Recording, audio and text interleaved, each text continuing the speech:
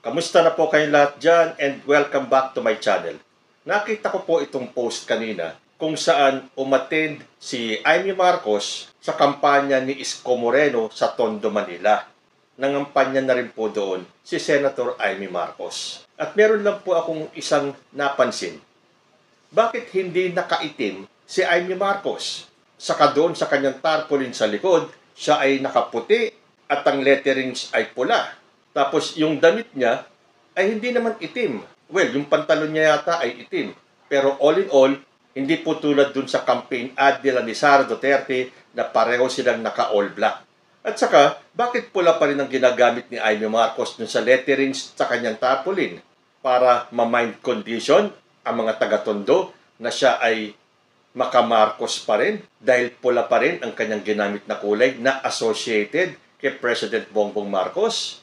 Hindi kaya naramdaman kagad ni Amy Marcos yung backlash, yung pagbalik sa kanila nung kanyang pagsusuot ng itim. Dahil kung iisipin mo naman talaga, kung ikaw ay matinong politiko na nangangampanya, gagamitin mo kulay itim o bumalik kagad sa kanila. So, out na with the itim, back to the color red, o sadyang bumalik kagad ang karma kay Amy Marcos nung siya ay naglabas ng political campaign na ang tawag nila ay itim. Gusto ko pong i-share sa inyo itong video ng isa sa paborito kong attorney vlogger na si Attorney Rene Bueno. Para naman magkaroon tayo ng second opinion. Dahil na-i-vlog ko na po sa isang episode ko yung aking pananaw doon sa political ad ni Amy Marcos kung saan tinawag nila itong itim. Ano kaya ang itim doon? Yung budhi, yung isip, yung puso, yung kaluluwa, yung bituka, o yung buong-buong Amy Marcos na nagtakwil sa kanyang kapatid at nagtraidor sa pamilya. Kasi napansin ko dun sa political ad ni Amy Marcos ay puro paninira lang ang ginawa nila ni Sara Duterte. Wala akong narinig na plataforma kung ano ang mga solusyon ni Amy Marcos sa sinasabi niyang mga kakulangan ng gobyerno ng kanyang kapatid. Magkapareho kaya kami ng pananaw ni Attorney Rene Bueno? So bago po natin panoorin si Attorney Rene Bueno, pasyalan niyo po yung kanyang YouTube channel, mag-subscribe na rin po kayo dahil marami po kayong matututunan tulad ko, mga paliwanag sa politika in a lawyer's perspective. Let's all watch this. Ngayon po ay tatalakayin natin itong tungkol sa campaign ads or negative campaign advertisement na inilabas ni Senator Amy Marcos in collaboration with Vice President Sara Duterte. Dalawang political advertisements na kung saan ini-endorse siya officially ng senador na si Robin Hood Padilla. At nitong huli ay in-endorse na siya officially nitong si Vice President Sara Duterte. At ang titulo nga ng kanilang negative campaign ad ay itim, na ang ibig sabihin ay Inday Trust Amy Marcos. At yung isa pa ay ipaglalaban tayo ni Amy Marcos. Mga political advertisements na kung iyo pong susuriin ay walang nilalaman kundi atake against the present administration. Kasi alam nyo po, kung kayo po ay isang politiko or advisor, consultant kayo ng isang politiko na tumatakbo ngayon sa Senado or sa Kongreso, hindi po kayo magbibigay ng ganitong klaseng advertisement na content. Sapagkat ang isa pong political advertisement, kung gusto niyo itong i-publish, i-promote sa ating mga mamamayan, dapat ang advertisement ay naglalaman ng mga mensaheng nagbibigay inspirasyon sa ating mamamayan. Mga mensahe na nagsasabi na ito ang aking plataforma de gobyerno na kapag ako ay inyong binigyan ng pagkakataon na maluklok sa Senado or sa Kongreso, aking pong ipatutupad ang mga suhestyon na ito na nasa loob ng aking mga plataforma de gobyerno. At dito sa advertisement na nilabas ni Amy Marcos, wala pong ganitong klaseng mensahe.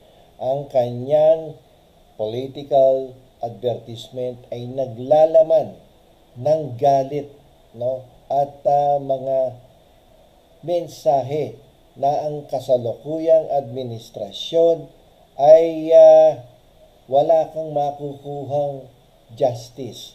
Merong injustices na nangyayari sa kasalukuyang administrasyon ayon sa dalawang public officials.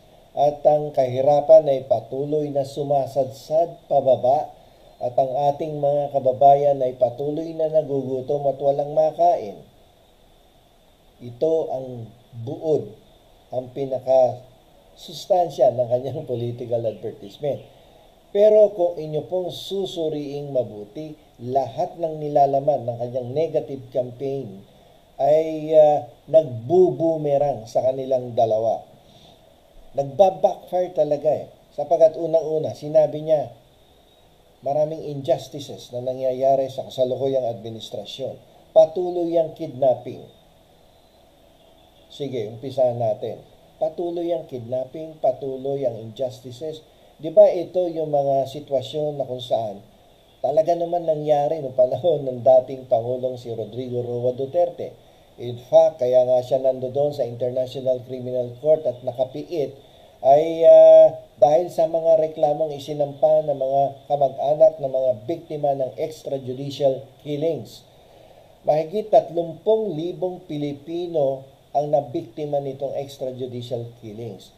Walang katarungan na ipinagkaloob sa kanila.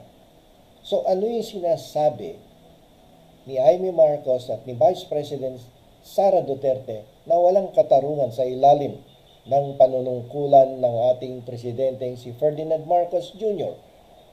Noong nakaraang administrasyon, maraming namatay sa war on drugs. Hindi nabigyan ng tamang katarungan ng bawat biktima ng war on drugs. Hindi dinala sa mga presinto, hindi sinampahan ng mga reklamo upang mabigyan sila ng opportunity to defend themselves. Hindi sila binigyan ng pagkakataon na magsalita. Agad-agad sila po ay ginurgur. Ayun nga dito sa isang vlogger. Noong una, hindi ko maintindihan to salitang gurgur. Yung pala, pinatay. So, walang opportunity on the part of the person being accused na siya ba ay drug user, siya ba ay drug pusher, siya ba ay drug lord. Agad-agad, kapag ikaw ay na-identify na kasali dito sa pangangalakal ng mga droga o gumagamit ka ng droga, ay napapatay. It's either yung mga riding in tandem o kaya ikaw mismo ay nahuli ng ilang miyembro ng kapulisan at hindi na nasasampahan na reklamo. Hindi ka na nakakarating sa presinto at sa kulungan. Nawawalan ka na ng hininga. So walang katarungan during the time of President Rodrigo Roa Duterte, and that is why he is now incarcerated in the facilities of the International Criminal Court. At siya nga ay inaresto, isang buwan na ngayon, simula nung siya ay inaresto, pero ang binabato nga sa kasalukuyang administrasyon ay nagkaroon nga daw ng illegal arrest. At bakit pinayagan na damputin ng mga Interpol ang ating dating Pangulo? Hindi binigyan ng due process of law. Pero nung panahon niya, meron po bang umiiral na due process of law? Sinunod ba ang principles of due process of law? Ay kung sinunod dyan, bakit merong nagreklamong libo-libong mga pamilya ng biktima ng extrajudicial killings? More than 30,000 were victimized by this war on drugs. Ngayon, pagdating doon sa kahirapan, boomerang at nagbabackfire din sa dalawang public elected officials. So, ang kahirapan ng poverty level during the time of former president ay talaga namang mababa ang level. Talaga namang mahirap ang buhay during that time. So, ano yung sinasabi ni Amy Marcos at ni Vice President Sara Duterte na sobrang hirap ng katayuan ng buhay sa ating bansa. In fact, minana lang ng kasalukuyang Pangulo ang mga problemang idinulot ng nakarang administrasyon at sinisikap ng gawa ng paraan kung paano pauunlarin ang ating bayan. At yan po ay nagsisimula na. At huwag kayong mainip dahil Andyan dyan ang mga Spanish investors, andyan ng US and other foreign investors na unti-unti na naglalagay ng puhunan dito sa ating bansa upang magkaroon at ma-develop itong solar power energy. At marami pang ibang mga programang economic programs ang inumpisa na at nais maipatupad ng ating kasalukuyang administrasyon sa lalong madaling panahon. So ano yung sinasabi ng ating senadora at ng ating vice presidente na patuloy na sumasadsad ang kahirapan dito sa ating bansa? Wala pong katotohanan niya. Kung may katotohanan niya, di sana walang mga economic programs na isinusulong at pinalalakas talaga ng ating Pangulo ang pag-iimbita sa mga foreign investors upang magkaroon ng mga solar power plants dito, yung teknolohiya na yan, upang mapababa ang presyo ng ating kuryente at maimbitehan ang mga foreign investors na dito na mamuhunan. At kapag mababa ang kuryente, bababa lahat yan. May domino effect yan. Yung mga taxes, mga buwis na ipinapataw sa mga negosyante ay malaki ang posibilidad na bumaba na rin. So, in short, itong itim negative campaign ad ni Amy Marcos in collaboration with the Vice President na si Sara Duterte, sa aking personal analysis ay hindi magdudulot ng positive result for Amy Marcos. Bakit? Kapag ikaw ay isang politiko na tumatakbo bilang senador o kongresista o mayor, siyempre pipiliin mo ang tao na mataas ang kredibilidad, may integridad at maganda ang performance na ginagawa sa ating pamahalaan upang ikaw ay magkaroon ng tsansa na tumaas ang survey rating mo at magkaroon ng possibility na manalo ka sa susunod na eleksyon. Pero kung ang kukunin mong tao na mag-e-endorso sa iyo para iangat ang iyong rating survey sa darating na halalan at magkaroon ka nga ng tsansa na manalo, ay ang endorser mo ay isang tao na sirang-sira na ang imahe sa publiko. Bibigyan ko kayo directly, ang example ay mismong si Vice President Sara Duterte. Noong mga nakaraang buwan at noong nakaraang taon, siya po ay naharap at kasalukuyang naharap sa isang impeachment complaint diyan sa atin, sa Senado. Ito po ay naisampa na, nai-endorso na ng ating House of Representatives sa mataas na kapulungan at naghihintay na lamang ng tamang panahon kung kailan uumpisahan ang nasabing pagdinig sa impeachment complaint laban kay Vice President Sara Duterte. Ang impeachment complaint ay may kinalaman sa pagbabanta sa buhay ng ating Pangulo at sa kanyang mga mahal sa buhay, katulad ni First Lady Lisa Marcos, ni Speaker Romualdez at iba pang mga tao. Maraming nasangkot dito.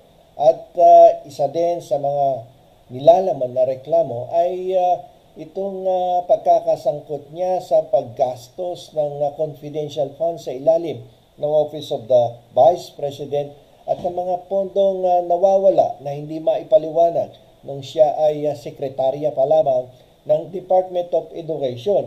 Hanggang ngayon ay wala pong kalinawan kung paano ginastos ang mga confidential funds na initially ay worth 125 million at all in all, lumalagpas ng more than 600 million or 700 millions ang hindi maipaliwanag kung paano ginasta ng dalawang ahensya ng gobyerno na pinamunuan at kasalukuyan pang pinamumunuan itong Office of the Vice President ni Vice President Sara Duterte.